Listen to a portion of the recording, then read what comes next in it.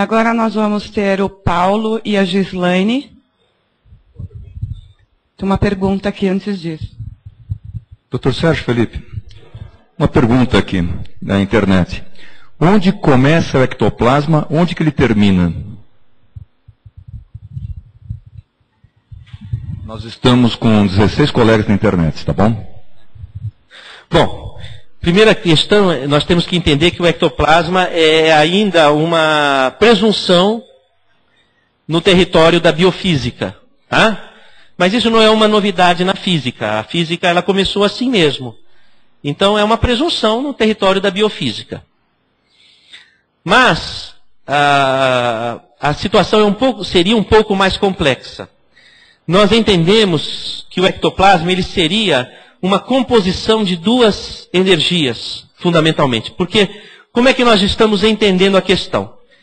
Nós estamos entendendo que, a partir do momento em que a física ela vai estabelecer uma conjunção matemática entre a teoria geral da relatividade e a mecânica quântica, ou seja, quando a física tenta integrar a matemática do infinitamente grande, que é das galáxias, dos planetas, com a matemática do infinitamente pequeno, que é dos átomos, das partículas subatômicas, que corresponde à mecânica quântica, o infinitamente pequeno, o infinitamente grande é a teoria geral da relatividade.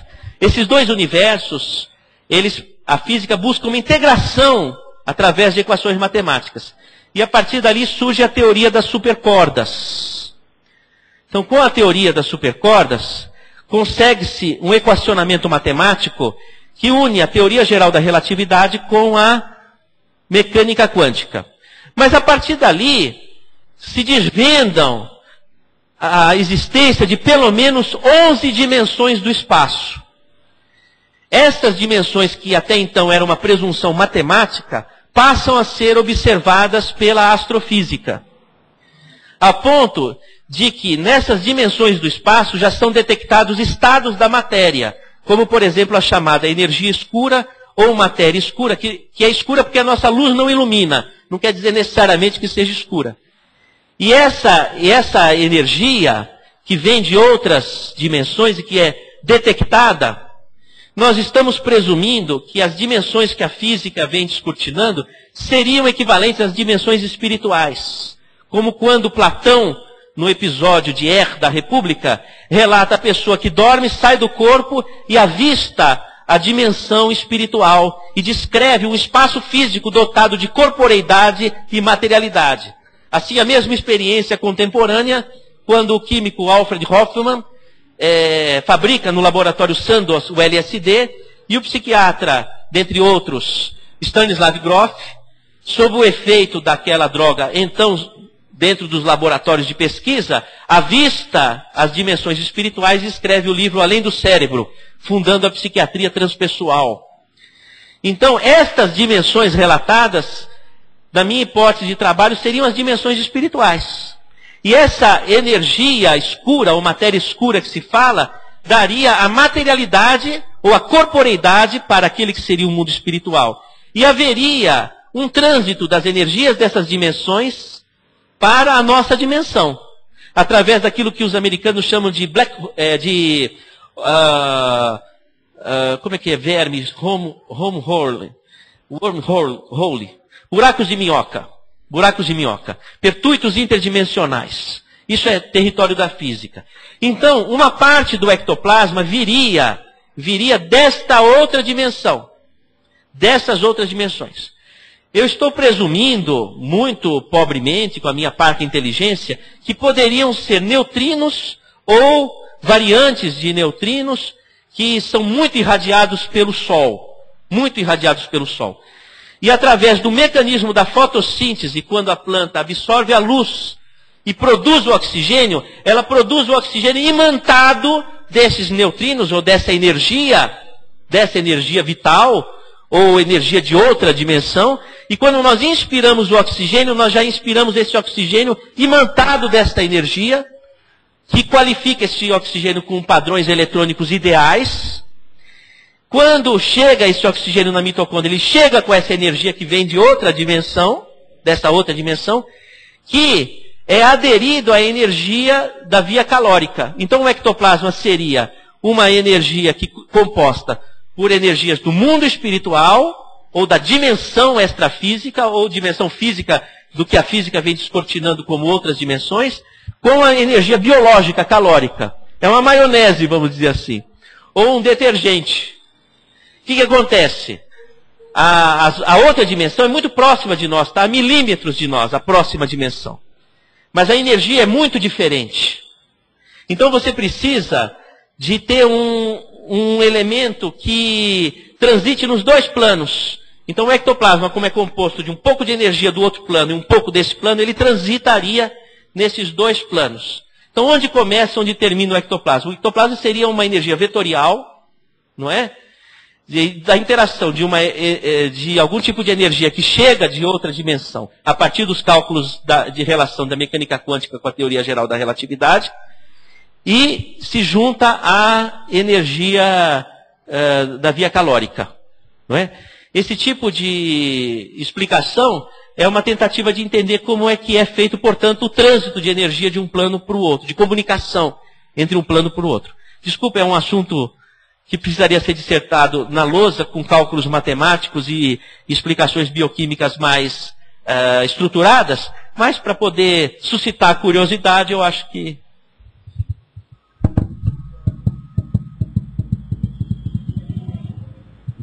Mais alguém gostaria de fazer alguma pergunta para o Dr. Sérgio? Depois, se surgirem mais perguntas, aí no final vai ser aberto novamente um espaço de pergunta para vocês. Então, agora sim, vamos convidar a doutora Gislaine.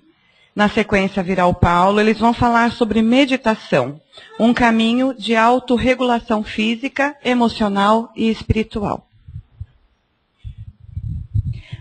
Bom dia a todos. A aula inicialmente era sobre meditação, né? Mas aí a gente conversando, eu e o Paulo, a gente achou que caberia uma introdução sobre a noção de espiritualidade dentro da medicina chinesa para vocês entenderem um pouquinho, não só o mecanismo técnico da meditação, mas todo o conceito que vem por trás dessa prática.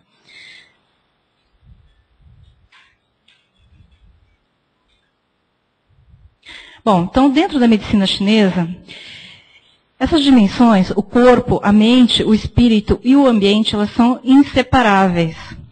Então, quando eu estou tratando dentro do ambulatório de acupuntura, vem um paciente encaminhado por dor, que é uma queixa, as queixas mais frequentes dentro do ambulatório. Eu não estou tratando só a parte física dele, só o corpo, retirando essa dor. Na verdade, eu estou fazendo um tratamento de todas essas dimensões. Dentro da medicina chinesa não tem como eu separar. Quando vem uma pessoa com distúrbios emocionais, eu estou tratando todas essas dimensões. Então, por exemplo, vem um paciente com queixa de ansiedade. Aí, de repente, ela fala, nossa, mas uma dor de cabeça que eu tinha, uma enxaqueca que eu tinha há tanto tempo melhorou. Mas não é que eu estou fazendo tratamento com ponto só para ansiedade, eu estou tratando todas essas dimensões ao mesmo tempo. O aspecto da doença física é a coisa mais visível, né? Então, dentro da esclerose lateral amiotrófica, é o que a gente, a queixa principal, o problema motor, a fraqueza muscular. Mas, e o aspecto mental? Né? A gente sabe que dentro da ELA não existe, existem alguns casos de alterações cognitivas, mas assim, alteração emocional, tirando a depressão que a gente atribui ao diagnóstico da doença, né, uma doença difícil de tratar, um caso grave, aí a pessoa entra em depressão. É fácil ter esse tipo de raciocínio.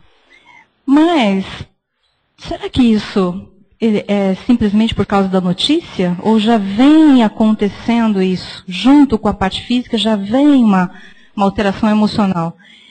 E aí, hoje em dia a gente fala de doença psicossomática, né, doenças psiquiátricas, as alterações emocionais.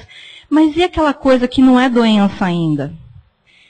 É aquele sentimento, aquele mal-estar, aquela coisa, a falta de vontade de viver, falta de vontade de acordar da cama. Aí se você vai para o consultório do médico, ele fala, você está com depressão. Mas será que é uma depressão mesmo? A gente gosta de tabular, né? Dar nome às coisas. Mas de repente no dia seguinte já não é mais, estou bem, estou ótima, quero fazer as coisas. Então é aquela coisa que não tem ainda um diagnóstico, não tem um nome, mas é um sentimento, uma sensação. A gente tem, todos nós temos isso, né? E Doença espiritual, então. Eu tenho virou uma amiga minha, né, que é uma familiar, uma paciente que tinha ela, que ela, assim, tem me falado, eu acho que eu estou ficando louca, porque eu tenho visto, tenho sentido, a minha mãe ainda fala comigo. Eu vou falar o que para ela? Eu falo, isso é normal, isso pode acontecer, enfim. Mas se você for para o consultório de um psiquiatra, faz parte das alucinações. Vai ser medicado com antipsicótico. Ela não quer procurar um médico porque ela acha que ela vai ser, né, taxada como louca. Mas será que ela está bem espiritualmente? Ela sabe que não está, então ela tem buscado ajuda, a gente tem tentado ajudá-la nesse sentido, né? E a doença ambiental, então? Será que nós estamos bem dentro da nossa família? Será que nós estamos bem dentro do contexto, né, profissional nosso, do contexto social, do contexto religioso? Né? E aí vai. Como nós estamos situados dentro dessa realidade que nos cerca? Então, para a medicina chinesa, quando a gente vê todos esses aspectos, a gente não costuma separar. A gente só comprova, observa, anota, né, e a gente vai fazendo o tratamento de forma integrada, de forma global. A medicina chinesa, ela fala que esses espíritos, a parte espiritual, então, nossa, não é só um espírito, são vários tipos de espírito. Eles estão em cada célula, em cada órgão nosso. Então, se a gente tem uma dor de barriga, uma diarreia, o espírito ali também está sofrendo. Tá? Se a gente tem uma dor no braço, uma dor no ombro, o espírito também está sofrendo. Não tem como separar isso. E aí, eles atuam de forma integrada e nas funções cognitivas, comportamentais, físicas, emocionais, e não pode se dissociar totalmente da matéria. Então, quando a gente tem, vou falar, eu estou com uma doença psíquica, eu estou tendo, sei lá, depressão, eu estou tendo ansiedade. A célula do corpo também sofre fisicamente. Né? A parte emocional está sofrendo, o espírito está sofrendo, não tem como dissociar. Às vezes uma característica sobressai a outra. E aí você denomina, né? Uma doença da matéria, uma doença emocional, mas tudo isso está acontecendo ao mesmo tempo. Quando a gente tem as funções cognitivas alteradas, então, por exemplo, uma pessoa que não consegue realizar os seus anseios, os seus desejos. Eu tenho vontade de comprar uma casa, eu poupo dinheiro para comprar uma casa, mas vai lá, nunca consegue comprar uma casa. Então, você fala assim, mas isso é normal. Não.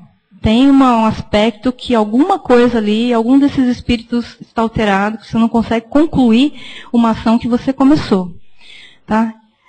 E aí, assim, dentre todos esses espíritos que são relatados, né, são descritos dentro da medicina chinesa, alguns, eles estão ligados aos ancestrais. Então tem aquela coisa assim, bom, tem 10% de ela que é genética, né, a gente tem alteração do cromossomo, enfim, estão descobrindo várias combinações, alterações dos genes. Tudo bem. Não necessariamente, para a gente, na medicina chinesa, a alteração ancestral ela está ligada ao DNA. Tá? Não necessariamente. E não necessariamente a pessoa que era seu avô, bisavô, tataravô, poderia ter exatamente ela. Né? Mas aquela evolução daquela doença, a combinação de elementos, almas, espíritos, enfim, que formam essa família, convergiram para essa situação. Deu para entender? Isso independente de assim, concepções religiosas, porque igual como o professor Sérgio falou, eu não entendo nada de religião. Né? Não é minha praia, cada um, dentro do ambulatório de medicina chinesa, cada um leva suas crenças, suas religiões, cada um tem liberdade de acreditar, né, no que queira, enfim, no que se sente melhor. Mas isso é uma coisa para a gente pensar, porque dentro da cultura oriental, a gente sempre reza para os ancestrais, sempre agradece aos ancestrais, porque isso vem de uma forma mais ou menos evidente dentro da nossa realidade. Tem muita gente que fala assim, nossa, mas você é igualzinho o seu avô, você está fazendo igualzinho a careta que seu avô fazia. Então, quer dizer, não quer dizer que é uma coisa assim, absolutamente ao acaso. Né? Isso vem, você traz a energia, o traço daquele seu antepassado. Nós somos resultados dos nossos antepassados. Isso não tem como negar, excluir, né, dentro do pensamento da medicina chinesa. E uma parte, então, desses espíritos, eles ficam individualizados. Então, isso corresponde ao eu. Quem sou eu? Eu, Gislaine.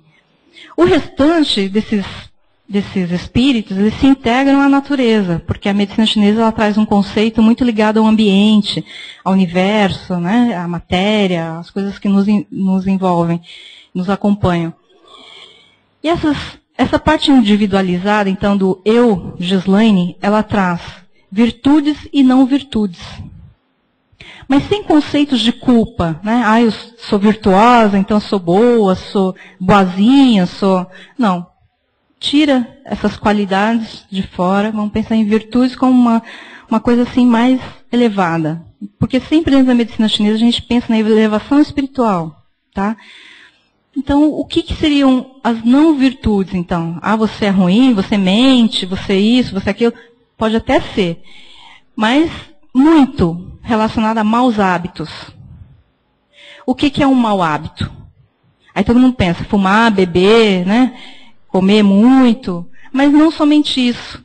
São os pensamentos ruins, as práticas ruins, aquele sentimento dentro de você, que na verdade você dá um sorrisinho assim, mas você quer matar a pessoa. Na verdade, você quer matar essa pessoa e isso, o corpo reconhece essa emoção. E não o sorrisinho falso. Entendeu? Então não é para evitar ou não querer matar, mas simplesmente reconhecer essa emoção e falar, deixa passar. E olhar depois com outros olhos e falar, não, realmente eu não tenho que matar essa pessoa, eu tenho que ajudar essa pessoa. Pessoa é coisa difícil. Né? Vem alguém puxa teu tapete e você fala, não, eu vou ajudar essa pessoa. Mas esse é a virtude que é tão difícil de conseguir, de praticar, enfim. Tá bom. Tão difícil de praticar, tão difícil de ter esse hábito, porque isso é um hábito, né? Independente de crenças religiosas, assim, eu vou ser bonzinho porque eu quero o reino do céu. Não, independente, isso está valendo? Está valendo. Você tem que ter práticas boas porque você vai ter uma elevação espiritual. Em outras palavras, é isso que está dizendo, né? Mas independente de julgamento, tá? Porque dentro da concepção, às vezes, uma pessoa que está precisando da tua ajuda não precisa de um carinho, de um abraço, precisa de um soco. Acorda, levanta para a vida. Se você não fizer isso, a pessoa vai afundar e vai morrer, vai entrar em depressão. Então, quer dizer, sem julgamentos do que você faça, tem que ser lá, o sentimento lá de dentro, o que você quer com aquela ação. Né? E as tendências a determinadas doenças. Então, quer dizer, a gente traz isso. Não precisa estar no DNA, mas a gente traz essa tendência. E esses maus hábitos ou bons hábitos, eles podem retardar essa doença ou acelerar essa doença. Você pode nascer numa família de diabéticos, mas você pode nunca ter diabetes. Você pode nascer numa família de hipertenso e pode nunca ter hipertensão arterial. Tá? Mas por quê? Por causa dos hábitos, bons hábitos e virtudes. Né? Você pode deixar, então, adormecidas essas virtudes e não virtudes. Ou você pode acordá-las. Então, aí, você pensa assim, bom, aí no começo a gente falava assim, a gente tem que ser monge, né, para conseguir fazer tudo isso. Mas não é isso. A gente não precisa ser monge. A gente come carne vermelha, né, a gente vai no McDonald's, a gente sai para balada, enfim. Faz o que todo mundo faz. Mas o que significa o por trás disso, o por trás da ação? Tá? Isso que é importante. Bom, então, dentro dessa parte dos espíritos, que eu não vou esmiuçar nem dar nomes, mas eu vou falar assim, que outra parte desses espíritos, ele se diferencia e se mistura à matéria. Então, morre, está lá junto com o cadáver, ele vira carbono, né? Mistura, vira adubo, se mistura à natureza. Volta de novo à composição do universo, né, nas coisas materiais. E no coma, esse espírito que vai, e no final ele se junta à Terra, é o que mantém as funções vitais. Então, às vezes, tem comas de fases mais profundas que você tem ali a ausência de todos os reflexos, a consciência rebaixada, mas você mantém o coração batendo, né, a respiração. É esse espírito que ainda está lá. Os outros já foram, mas esse ainda está lá. E existe um terceiro tipo, mais sutil, que é chamado de instante criador, que controla os anteriores, mantendo longe dos excessos. Ou seja, tem um outro tipo de espírito que mantém esses outros espíritos em harmonia, regulados, equilibrados, trabalhando, tentando a elevação da espiritualidade. De vez em quando, por exemplo, TPM nas mulheres, né, é um dos espíritos que se rebela, ele está alterado, então as mulheres elas têm aquelas reações mal educadas, né, no pré-menstrual, mas esse espírito ali, superior, é o que mantém ele controlado. Quando esse outro espírito que é mal educado sai do controle, então você tem a manifestação da TPM. Tá? Aí tem uma autora, Valer, ela fez a tradução do capítulo 8 de um livro muito antigo, que é o Lin Shu, que é o que traz os conceitos fundamentais da medicina chinesa de 5.000 anos antes de Cristo. E esse capítulo 8, ela traz a descrição dos aspectos espirituais mesmo, né? Toda a descrição da medicina chinesa dos aspectos espirituais. E ela fala assim, o Lin Shu fala, né, que a boa alimentação, a música requintada, as conversas elevadas, respirar o ar puro corretamente, são práticas que elevam o espírito. Aí numa palestra eu falei assim, vocês acham que o espírito se alimenta? O espírito se alimenta de carne? O espírito se alimenta de macarrão? O espírito se alimenta de frutas? O que vocês acham? Sim ou não? Sim?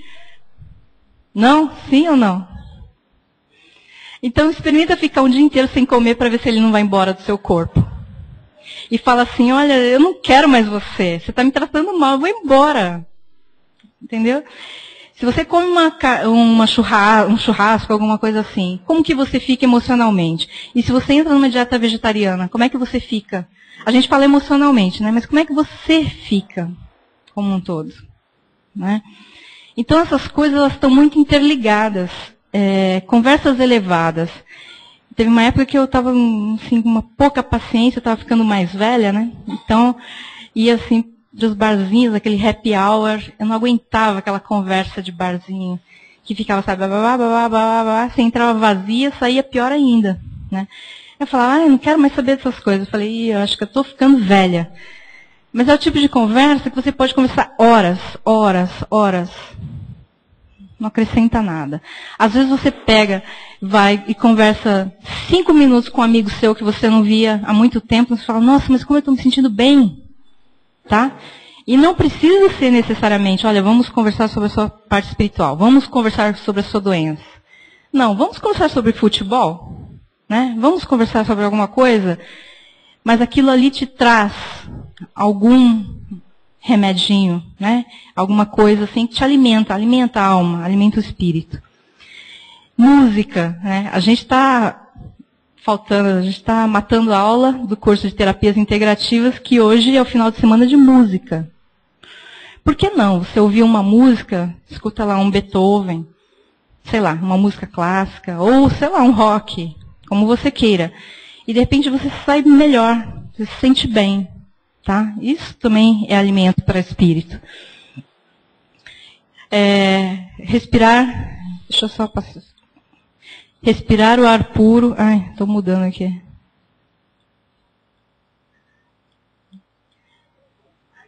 Respirar o ar puro corretamente. Né? A gente fala assim, em São Paulo é muito difícil fazer isso. Mas será que você respira? Quantas e quantas vezes a gente não prende assim, ó, fica tenso, e quando você vê, você está só com aquela respiração aqui em cima. Assim, tá? Não consegue relaxar, soltar e respirar com a plenitude do pulmão que você tem. Tá? Então, são coisas que a gente precisa observando no dia a dia, são coisas do dia a dia. Aqui é uma figura muito antiga de um livro, mostrando aqui, ó, 7 chinesinhos, né? a medicina chinesa ela trabalha muito com linguagem simbólica. Então, aqui 7 tipos de espíritos e aqui outros 3 tipos de espírito. Esse aqui é aqueles que eu falei que estão mais ligados à parte material, à parte das sensações físicas, né? E esses aqui são esses que trazem ancestralidade, a parte de quem você é, né? A parte, ele também nos leva a uma elevação espiritual, mas se ele tiver, digamos assim, bem encaminhado, né? Porque do contrário ele entra, igual a TPM, numa agressividade, distorção de realidade, tá? Isso aqui é uma coisa muito difícil, porque é um estudo de muitos anos. E não adianta você pegar um livro e ler. Porque aí aparece uma figura assim, e você fica olhando para a figura e fala assim, mas por que eles estão aqui? Por que tem esse espaço aqui entre eles? E esse aqui, por que uns estão olhando para cá, outros estão olhando para lá? Tudo tem um significado, mas isso não está escrito. A gente lê e depois a gente vai fazer uma reflexão sobre isso.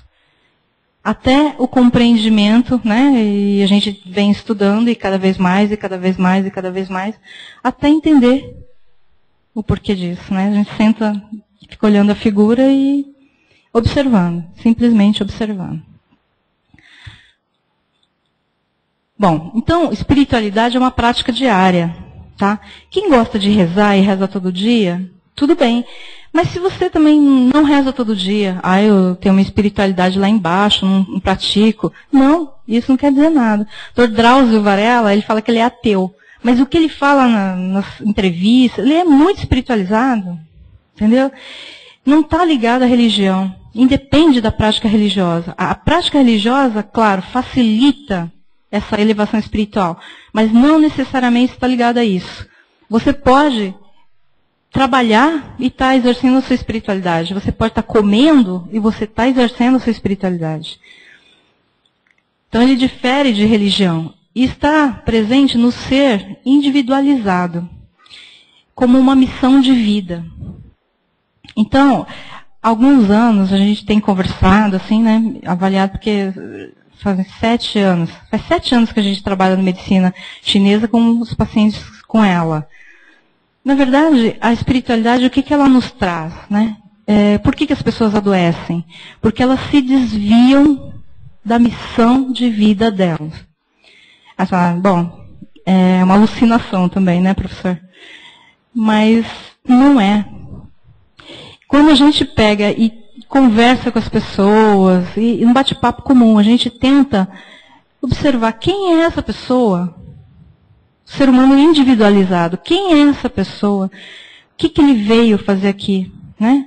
Porque o universo ele nos coloca aqui na Terra, conscientes, vivendo aqui presente, mas você tem um compromisso com o universo.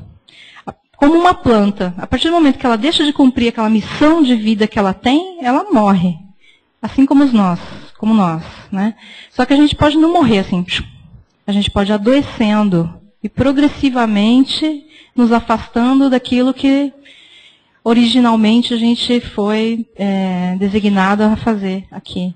Enquanto você estiver nessa busca dessa missão de vida, pelo menos buscando a realização do seu eu, de você está vivo, você está respirando. Né? Quando a pessoa, ela, mesmo doente, ela começa a resgatar isso, então, pessoas que não tinham tempo para a família começam a falar assim, bom, agora estou doente, mas estou mais próximo dos meus filhos. A gente vê os pacientes melhorando. Né? Então, a doença nada mais é do que um caminho para a transformação espiritual. Essa é uma frase que eu sempre coloco nas minhas aulas. Mas como é difícil ter o entendimento disso. Como que a doença pode ser vista como uma coisa boa? Né? Mas isso não adianta eu falar. É uma coisa, isso aqui é uma frase para vocês anotarem e ficarem olhando para ela durante muito tempo. E fazer uma reflexão pessoal do que é isso. Tá? Porque não existe caminho, não existe receita, não existe conselho, não existe nada. Isso é uma coisa individual. Então, aqui eu coloquei só uma coisa que, infelizmente, assim, a medicina chinesa é chinesa, né? Está ligada à China. E a China aparece, às vezes, com umas notícias de células-troncos, umas coisas assim horríveis, né? Enfim, sem comentários, mas saiu uma notícia no Estadão sobre pacientes que foram à China, pagaram uma nota preta para ir lá, para fazer, né, o tratamento com células-tronco, e aí mete, né, acupuntura, massagem, fitoterapia, tudo junto, aí fica tudo num balaio de gato, ninguém sabe o que é o quê. Então aqui não está aparecendo muito, mas eu coloquei assim, células-tronco, células de quem para quem. Se a gente está falando de espiritualidade, e se a gente está falando de transplante de célula-tronco, aplicação de células-tronco, de quem são essas células? Quem foi o espírito que cedeu isso para você? E quem é você? Quem são essas células que estão em você, que estão recebendo essas células novas? Se a gente falou no começo que cada célula tem a consciência, tem um espírito funcionando ali, naquela unidade pequenininha, quem é esse espírito que está entrando dentro de você? Você está recebendo bem? Então, as histórias dos transplantes, as rejeições de transplantes. Por quê?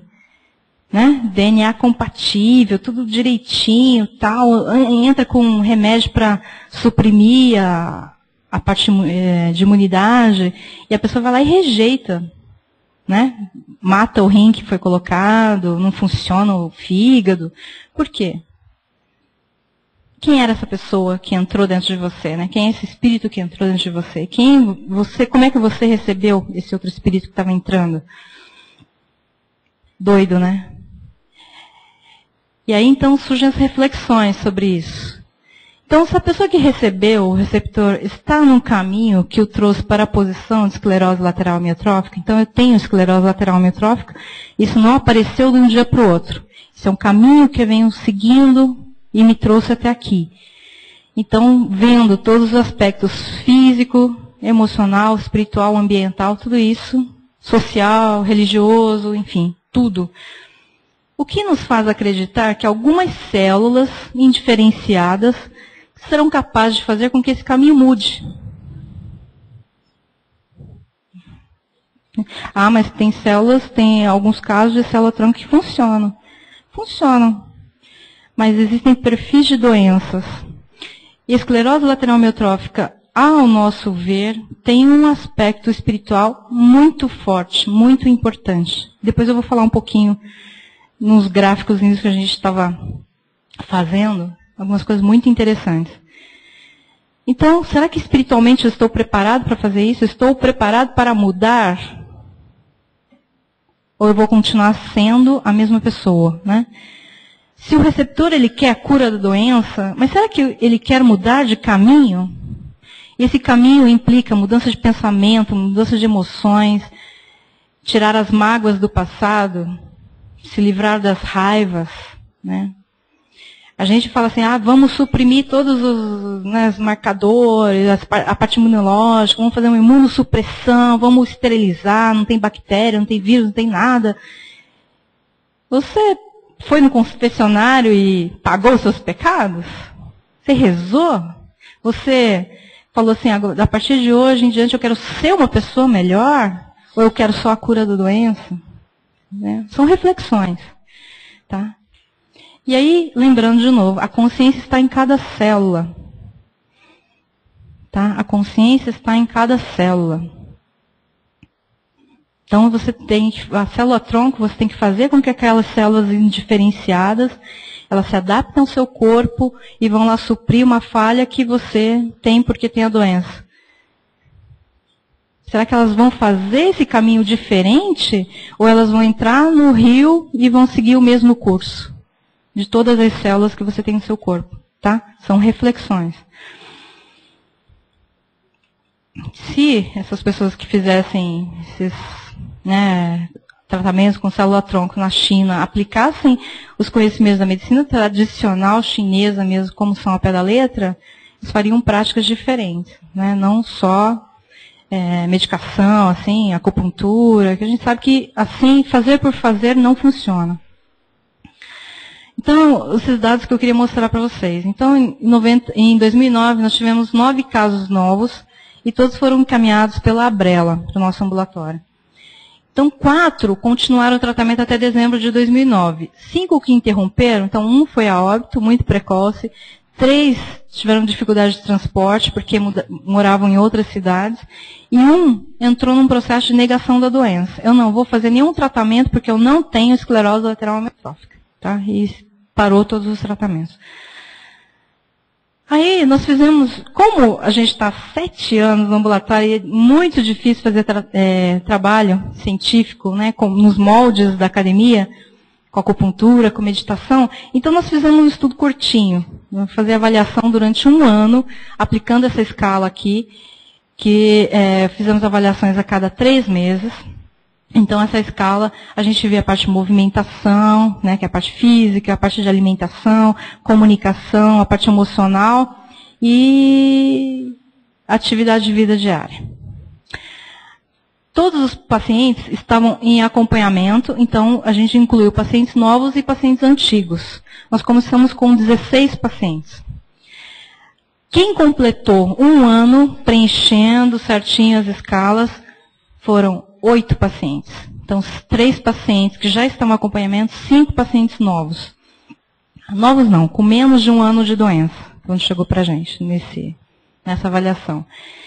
E aí, dentro disso, a gente jogou, né, os números nas curvas, tal, a gente fez média, tratamento bem simples dos dados.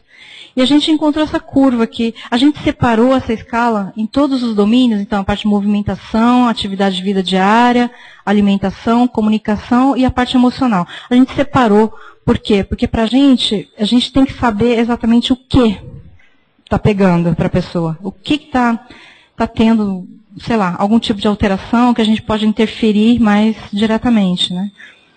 A nossa surpresa foi que a curva foi mais ou menos igual para todos. Surpresa, mais ou menos, né? Foi mais ou menos igual para todos os domínios, para todos os aspectos que a gente avaliou. E aí, tinha essa curva aqui para cima. Quando a gente fez o primeiro cálculo, a gente fez o cálculo juntando todos os pacientes. Então, não 3 e 5. A gente pegou 8 e fez avaliação dos dados. E tinha esse mesmo aspecto. A gente falou, não, essa curva está tendo esse desvio para cima, porque esse desvio para cima significa piora. Tá? Então, aqui ele se manteve primeiro mês, segundo mês mais ou menos estabilizado, aliás, terceiro mês, não, 3 meses após. Tá? 6 meses após, mais ou menos, na mesma linha. E no 4º mês, uma elevação abrupta. Aí a gente fala, não, são os pacientes antigos, vamos separar.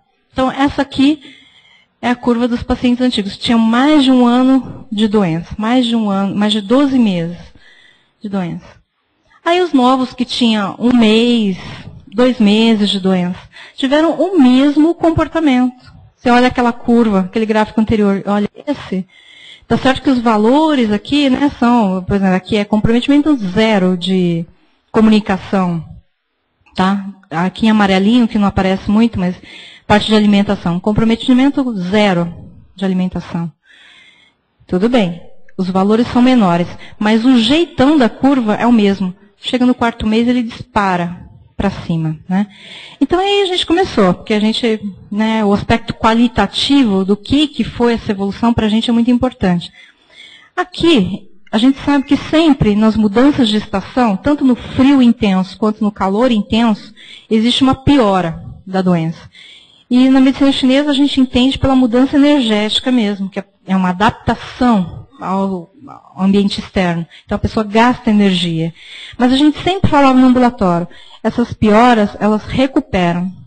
Se vocês se cuidarem direitinho, isso volta. E aqui, ó, entre a segunda avaliação e a terceira, foi entre meses de maio e agosto. E aqui é o inverno. E você vê, mais ou menos a mesma coisa. Então, quer dizer, a nossa orientação está correta. Independente da variação sazonal, as perdas funcionais, elas devem, se você tiver uma boa orientação, um bom acompanhamento, isso retorna. Mas aqui, tá certo, começou o verão aqui. Aí a gente olha, o problema dos estudos, né? A gente começou a olhar para trás, falou assim, bom, aqui tem um intervalo de 3 meses Eu não sei se esse gráfico era assim, ou se ele era assim e subiu. Por que eu estou falando isso? Aqui, o setor ele entra em férias coletivas. Tá? Aqui, nós não paramos o atendimento de acupuntura. E a gente sempre fala que a gente não pode parar, porque se a gente para, os pacientes pioram. Era uma impressão que a gente tinha. Então, aqui os pacientes foram avisados. Olha, a Unifesp vai estar de férias, o setor vai estar de férias, mas nós vamos estar atendendo. Eram os únicos pacientes que iam no ambulatório. Então, eles mantiveram a mesma coisa. Tá? E aqui no final, então, a gente avisou. Vai ter férias coletivas. Então, eu acho, é uma impressão, né, porque a gente não... E a parada de férias aqui foi proposital mesmo, para a gente ver a evolução, porque a gente achava que piorava, e aqui só com aviso que ia entrar em férias, acho que piorou mesmo. E agora aqui a gente deve fazer uma outra avaliação pós-férias, e ver o que aconteceu com esses pacientes. E alguma outra coisa interessante. Tudo se comporta mais ou menos da mesma forma. Aqui, ó, nesse azul, é a piora da movimentação. Você vê que ela começa aqui, tem uma melhora aqui, ó, após 3 meses. Mas como que eu melhoro a movimentação? Se a doença é muscular, né, uma alteração de força muscular, de movimentação, melhorou. Mas depois ela seguiu o curso dela mesmo. Piorou novamente, continuou subindo. E a parte de comunicação e alimentação aqui, ó, tudo muito bem, né, estabilizado, ó, foi a que teve melhor comportamento nesse tempo. Mas quando piora, piora tudo igual. Vai falar assim, não, será que o aviso que vai ter férias influenciou a parte emocional, que é essa parte aqui, ó, lilás? E por isso as outras pioraram? Mas se fosse isso, essa curva não devia se comportar de uma forma mais agressiva, né? Uma piora mais acentuada? Agora, isso é uma impressão que a gente tem também. A esclerose lateral amiotrófica é o exemplo mais aberrante, mais absurdo dessa integração, corpo, mente, espírito, ambiente, tudo, tudo. Porque quando piora um aspecto, e aqui eu vou ter a ousadia de falar, tá, que quem piorou aqui, na verdade, foi o espírito. Foi a falta de esperança, foi o medo de ficar sozinho, foi o sentimento de falta de alguém para estar lá para me ajudar, tá? Não acho que tenha sido perda de função de neurônio, acho que não. Por que eu falo isso? Porque nos finalmente da doença, né, quando a doença já está muito evoluída, o que a gente nota, a gente vê o paciente indo embora. Porque é aquela coisa que o professor Sérgio falou, eu quero voltar, né? Estou morto, quero voltar. Não, a gente vê no finalmente, e é interpretado como um quadro depressivo. Que a pessoa começa a abandonar os tratamentos, começa a faltar, começa a não querer tomar medicação. Mas isso não, é um sinalzinho que o espírito está querendo ir embora. Tá? A gente vê pelo brilho do olho, pelo aspecto da pele, e vou ser mais ousada ainda, a gente dá até o tempo que essa pessoa ainda vai ficar viva, e o tempo que ela vai resolver ir embora. Tá? Mas isso, infelizmente, é uma dívida com a doutora Cari. A gente não consegue quantificar. É uma impressão, a gente vê. Isso ainda a gente conseguiu colocar dentro de gráfico, dentro de dados, né? E a gente pode ficar discutindo horas sobre isso. Mas instrumentos para avaliar isso... Agora, eu também sou da opinião do professor Sérgio. É melhor tratar do que não tratar. É melhor fazer, por que não fazer? Né? Se existe uma possibilidade, por que eu não vou fazer? Vou fazer. Se der certo, bem. Se não der certo, paciência, mas eu tentei, né? Pode dar certo. E a gente, no ambulatório, a gente vê muito os ciclos, as oscilações de melhora e piora. Então, a esclerose lateral amiotrófica, no meu ponto de vista, não é uma doença que só evolui com piora, ela tem reversibilidade. E isso, tudo bem, que está ligada à equipe multidisciplinar, à equipe ligada aos hábitos, né, que a gente começa a fazer orientações, tal. Mas isso está dentro de cada um. A cura está dentro de cada um. Assim, a esclerose lateral amiotrófica é uma doença muito grave. É. Mas hipertensão arterial também mata. E às vezes a gente não consegue curar também uma hipertensão arterial. Na maioria das vezes. A gente tem que tomar remédio. Se parar de tomar remédio, tem pico de hipertensão arterial, a pessoa pode morrer. Entendeu? A gravidade de um e outro é muito relativo. O sofrimento de uma coisa e de outra é muito relativo. Tá? E, bom, eu tinha uma coisa para falar, mas me fugiu também. Outra coisa que eu ia falar. Quando a gente faz as orientações e vocês procuram as informações sobre a doença, então está lá a descrição típica da esclerose lateral amiotrófica. Uma doença que afeta neurônio motor, tal, que evolui, né, com piora, pode evoluir com óbito, enfim. A palavra que eu mais uso nas consultas é pode, mas não necessariamente vai ser. A gente vê evolução muito atípica de tempo, porque a morte, assim, o ponto aqui que a pessoa vai morrer, eu não sei. Porque nesses anos todos eu acho que não depende de mim. Tem uma coisa superior ali em cima, aquela missão de vida que eu falei. A hora que acabou, você vai. Eu já perdi pacientes com gripe. Já perdi pacientes não, mas a paciente foi para a UTI, ficou acamada por causa de folhinha de alface, que engasgou, foi parar na UTI.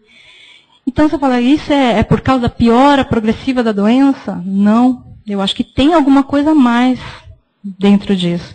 Então o que importa não é quando vai acontecer, mas como eu me comportei esse tempo todo que eu estou aqui, esses 8 pacientes, né, que eu agradeço o preenchimento paciente dos questionários, porque é uma coisa que cansa, mas só assim que a gente consegue, né, observar isso. Como foram esses 12 meses? Valeu a pena? Né? Quem sabe como é que vai ser o amanhã? Quem sabe se vai estar vivo amanhã? A gente não sabe. Mas que eu vou estar bem até amanhã, eu tenho certeza, porque eu vou procurar fazer as coisas que me fazem bem. Tá? Eu acho que isso que é importante. Não o tempo de doença, mas como vamos chegar até lá. Todos nós vamos chegar. Mas como vamos chegar até lá?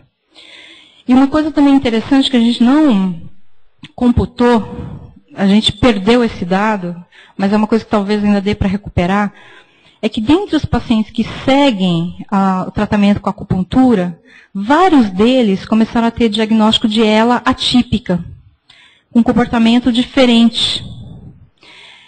Alguns deles fizeram testes genéticos, nada, tudo negativo. Então, que raios é isso que está fazendo essa evolução ficar atípica? Por que nós não vamos atrás desses pacientes e perguntamos, o que você está comendo? O que mudou para você depois do diagnóstico? Você está diferente? Você acha que você está diferente? O que você acha que está diferente? Porque para mim, esses pacientes com ELA atípica são pacientes com ELA. Mas eles tiveram a força, ou sei lá, poder de espírito, de modificar isso. Dentro da acupuntura a gente tem pelo menos 7 casos que viveram ainda estão vivendo, mas que seguiram o tratamento direitinho e acabaram incorporando isso da medicina chinesa, né? Essa coisa. Eu não sei, é uma pergunta também, tá? Que eu faço, mas é difícil de responder, porque se você fala que um paciente melhorou, eu vou acreditar nessa melhora e vou atrás no que modificou isso. Agora, eu posso não ter os instrumentos necessários, né, aí o professor Sérgio pode nos ajudar, quem sabe, né, para conseguir captar isso. Porque eu acho que tem tudo a ver. Tem a ver mesmo com a mudança. A mudança, e não é a parte racional, é alguma coisa lá de dentro, né, o sopro da vida, o sopro da alma. Tá bom, gente? Bom, já falei muito. Então aí agora o Paulo vai falar de duas práticas, que é a meditação e o Qigong. Porque dentro da medicina chinesa a gente tem várias vertentes, né? A acupuntura é uma delas, a meditação é uma delas, o Qigong é uma delas também. Agora, a gente, como tem a meditação ligada à prática religiosa, muita gente acha que a meditação é religiosa. Não, não é. É mais uma prática. O Qigong são exercícios. É mais uma prática. E por que a gente frisa tanto isso? Porque uma vez que você aprende a meditar e a fazer os exercícios, o Qigong, você vai para casa e você faz em casa. A acupuntura você tem que ir até o ambulatório.